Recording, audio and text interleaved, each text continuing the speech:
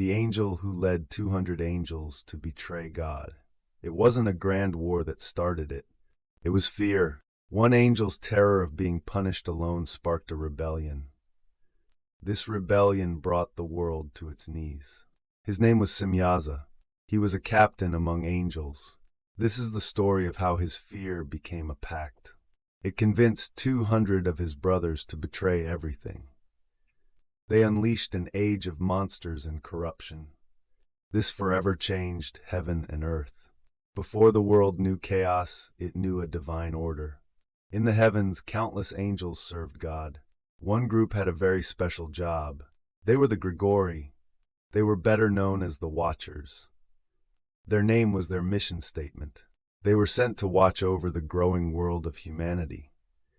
They observed its progress. They guarded it from a distance. They were never meant to interfere. Think of them as silent guardians. They were celestial witnesses to the dawn of humankind. According to ancient texts like the Book of Enoch, these angels were holy and powerful beings. The book is left out of most Bibles. They were led by Semyaza. Their only job was to protect and observe. They ensured creation could unfold naturally. For a while, that order was kept. The heavens were peaceful. The earth below had no idea it was being watched. But that sacred duty was about to be shattered by a very human temptation. As the Watchers gazed down from the heavens, their focus began to shift. The divine purpose of their mission curdled into something else entirely. They saw the daughters of men. According to the Book of Enoch, they were overcome with lust.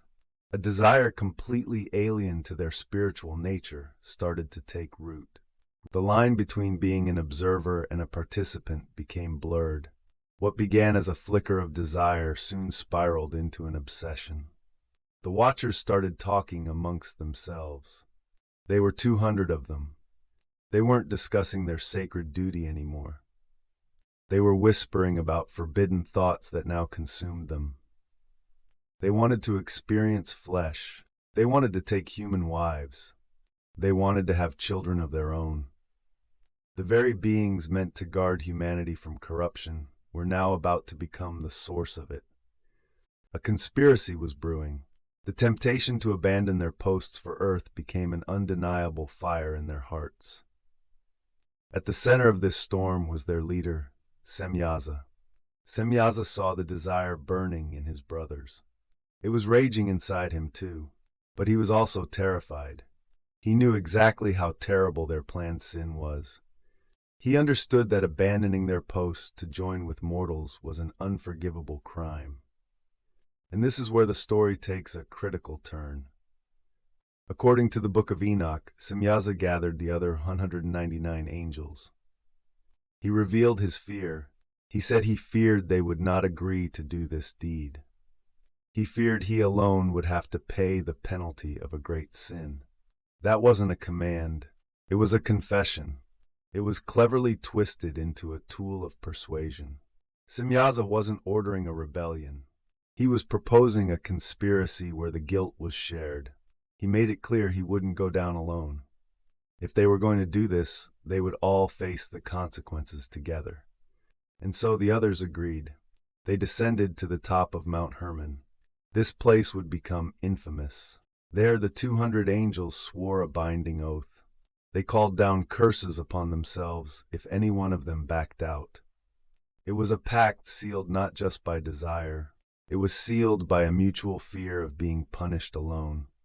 With that oath, the line was crossed. They were no longer watchers. They were a brotherhood of rebels.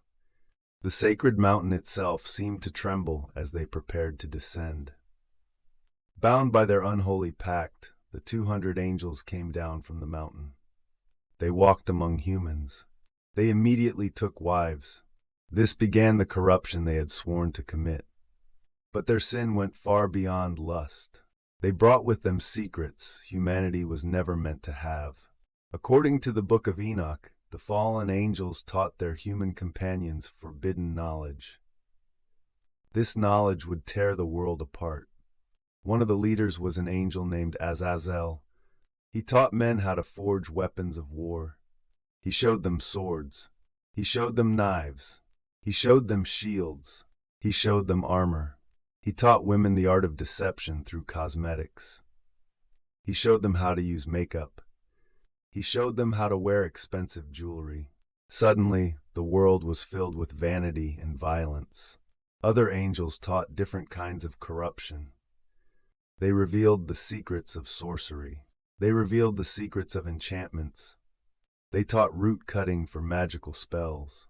They taught the art of astrology. They gave humanity a false sense of control over its own fate. This wasn't enlightenment. It was sabotage. The Watchers were giving humanity the tools for its own destruction. They introduced war. They introduced deception. They introduced occult practices. This led to godlessness and chaos across the land. From the unnatural union of angels and human women, a new race was born. They were the Nephilim. They weren't angels. They weren't human. The word Nephilim is often translated as the fallen ones. Their arrival marked the beginning of an age of terror. The Nephilim were giants. They were described as being of immense and terrifying size. Some ancient translations mention impossible heights. The core idea is that they were beings of terrifying scale, but their true monstrosity wasn't just their size. It was their endless hunger. The giants devoured everything. They consumed all the food humanity could grow. When that wasn't enough, they turned on humans themselves. The Book of Enoch paints a grim picture of a world under siege. The Nephilim began to kill and eat mankind. In a frenzy of violence, they sinned against birds. They sinned against beasts. They sinned against fish. Eventually, they turned on each other. They cannibalized their own kind. They drank their blood. The earth itself groaned under the weight of their destruction. A great cry of suffering rose from the world. The monstrous children of the Watchers consumed everything in their path. The chaos on earth did not go unnoticed. The endless violence reached the gates of heaven. The cries of the suffering reached the gates of heaven. The archangels looked down. They saw a world drowning in the corruption started by their fallen brothers. They witnessed the forbidden knowledge spreading. They witnessed the constant warfare. They witnessed the monstrous Nephilim destroying humanity. As the Book of Enoch tells it, the archangels went before God. They reported the horrors they had seen. They explained how Azazel had taught unrighteousness. They explained how Semyaza and the others had led the rebellion. The prayers of the slain rose to heaven. They were a final plea for justice. And God heard. The time for watching was over. The time for judgment had come. The divine response would be swift and absolute. This was for both the fallen angels and the world they had poisoned. With the cries of the earth before him, God issued his judgment. The angel Raphael was ordered to bind Azazel hand and foot. He was to throw him into a pit of total darkness in the desert. He was to be buried under sharp, jagged rocks. Gabriel was sent to turn the Nephilim against each other. He incited a massive civil war. The giants would be wiped out by their own hands. But for Semyaza, the leader who started it all, a unique punishment was reserved. God ordered the archangel Michael to seize him and his followers. After forcing them to watch the slaughter of their giant children, they were to be bound for 70 generations. They would be imprisoned in the hidden valleys of the earth. They would be imprisoned until the final day of judgment. On that day, they would be cast into an abyss of fire for eternal torment. Some later traditions and folklore add a final, poetic twist to Semyaza's fate. They suggest he was hung upside down between heaven and earth. He eventually became the constellation Orion. This would make him forever caught between the world he betrayed and the home he could never return to. It was a chilling end for an angel. His fear of being punished alone was ironically realized alongside the very conspirators he enlisted. Even with the Nephilim destroying each other, the world was still deeply stained by their rebellion. The Watchers were bound in darkness. The forbidden knowledge of warfare had taken root in humanity. The knowledge of sorcery had taken root. The knowledge of vanity had taken root. The world was thoroughly corrupted. Violence and sin were everywhere. The planet was beyond saving in its current state. A simple punishment wasn't enough. The world itself needed to be purified. So God made a cataclysmic decision. He decided to send a great flood. The flood wasn't just a punishment for human sin. It was the ultimate reset button. It was designed to wash away every trace of the Watchers' corruption. It would cleanse the earth of the blood spilled by the Nephilim. It would wipe out the forbidden arts they had unleashed. The waters would rise to destroy all but Noah and his family. This would allow creation to start over. It would be free from the unholy influence of the fallen angels. It was the final tragic end to an age of monsters. All of this began with a single angel's fear. Peepaw says, the story of Semyaza is one of the most terrifying tales left out of most canonical scriptures. If you think the stories that were hidden from us are often the most important, subscribe for more explorations into forbidden lore. Explore the mysteries that lie just beyond what we've been told. The rebellion of the Watchers echoes through our foundational myths of good and evil. It didn't start with a declaration of war on God. It started with a moment of weakness.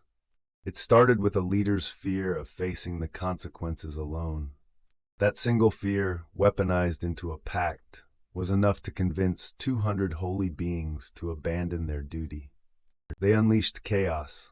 Their fall gave humanity forbidden secrets. But it cost humanity its innocence. Their monstrous children, the Nephilim, nearly devoured the world. This forced a divine reset with the Great Flood. In the end, Semyaza and his followers were bound in darkness. This is a permanent testament to the cost of defying divine order. The tale of the angel who led 200 others to betray God is more than just an ancient myth. It's a timeless warning about forbidden desires. It's a warning about the corrupting power of fear. It's a warning about how a single choice can be enough to break a world.